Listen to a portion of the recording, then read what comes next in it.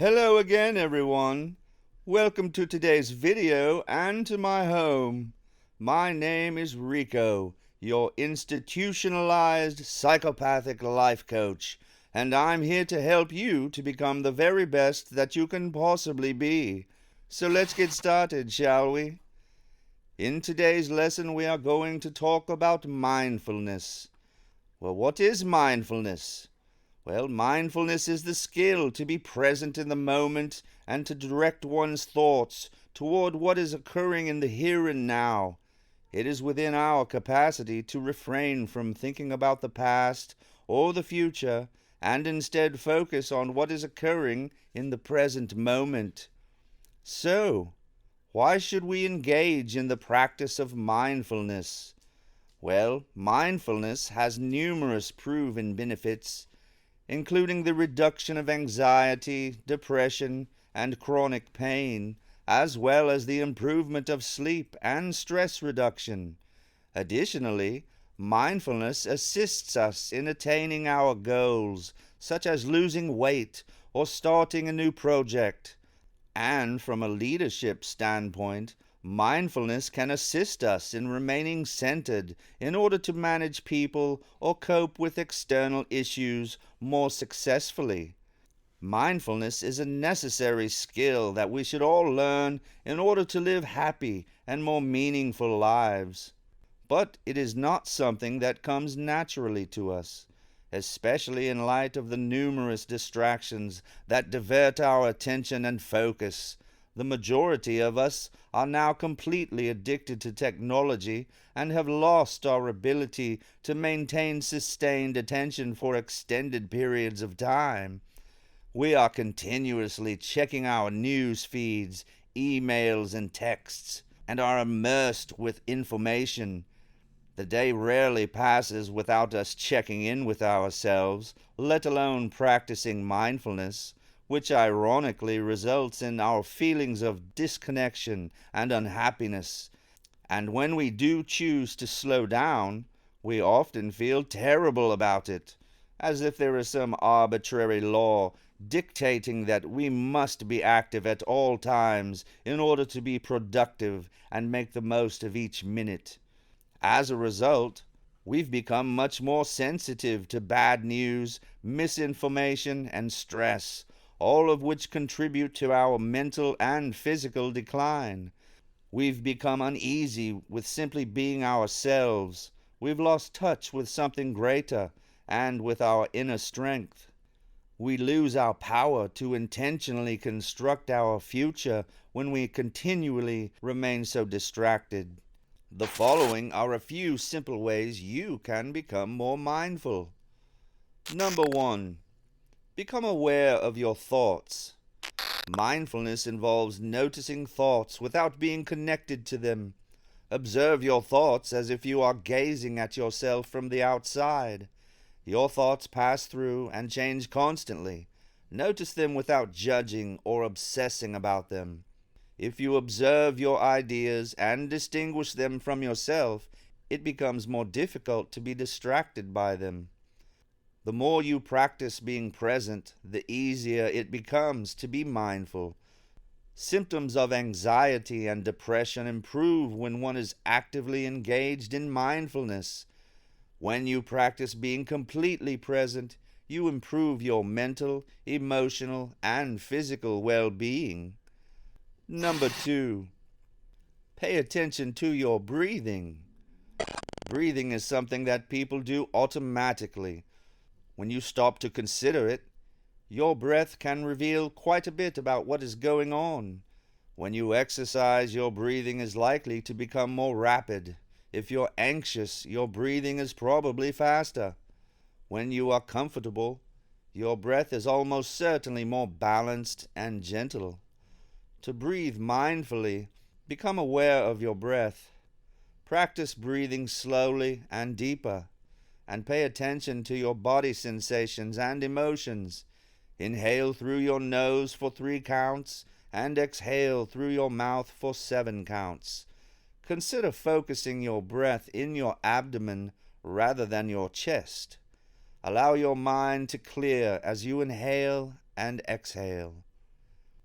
Number 3, take a mindful walk. To walk mindfully, devote your complete attention to the walking experience. Because we walk so frequently, it becomes instinctive. We do it unconsciously, and this is a good thing. We don't want to have to think about every step we take, but occasionally reintroducing awareness into the automatic, everyday activities we perform is a way to infuse our daily regularity with newness and vibrancy. On your walk, mindfully direct your attention to the physical act of walking. As you walk, be aware of the ground beneath you. Engage your senses in the process. Take note of the sights, sounds, smells, and sensations you encounter as you walk through the world. Number 4, try eating with mindfulness. Eating is another automatic behavior, frequently because we do it while conversing, thinking, reading, browsing through emails, or watching television. To practice mindfulness while eating, devote 100% of your attention to the sensation of eating without interruptions. Smell the food, touch it, and feel it within. While eating, be entirely present in the moment, oblivious to other people, the discussion, or the tasks that await you afterward. Consumption is one of the most effective methods to nourish oneself. Take note of any thoughts or feelings that occur while you are eating. Are you nurturing through your nourishment?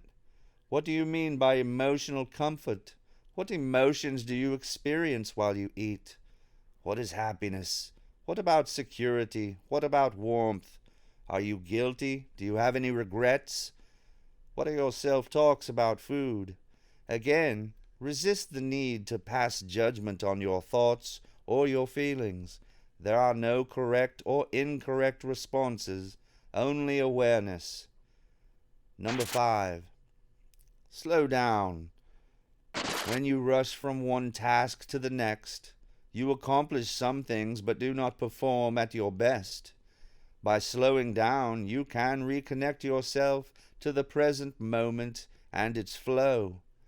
Taking additional time to complete a task can help you appreciate it more and will also improve the ultimate product. The majority of our errors are the result of sloppiness, not ignorance. As the old adage goes, there is never enough time to do something correctly the first time, but there is always time to redo it. Slowing down does not equate becoming sluggish. When we achieve balance, we increase our productivity and effectiveness. We avoid having to redo things. When you're having fun with what you're doing, there's no reason to rush from one task to the next. Rather than simply crossing items off your list, you learn to appreciate the journey as well.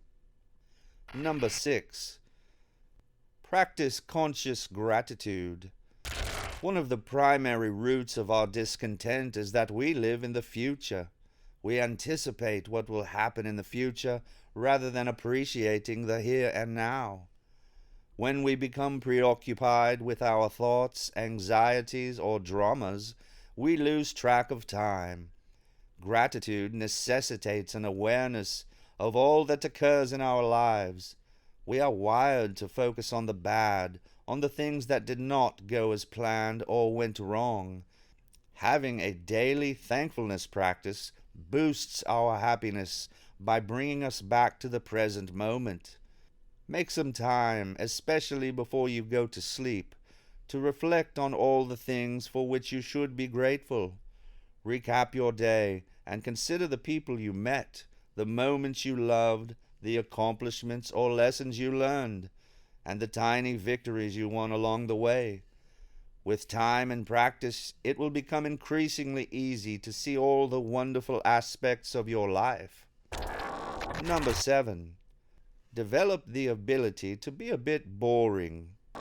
People frequently make the error of assuming that their life must be perpetually and continually entertaining. This sensation is heightened by social media, where we see all of our friends, family members, celebrities, and random other people participating in exciting activities seemingly on a daily basis. Fear of missing out is a term that relates to the feeling that if you aren't mountain climbing, windsurfing, jetting off to Europe, or marrying, you aren't actually experiencing life. This is the furthest thing from the truth.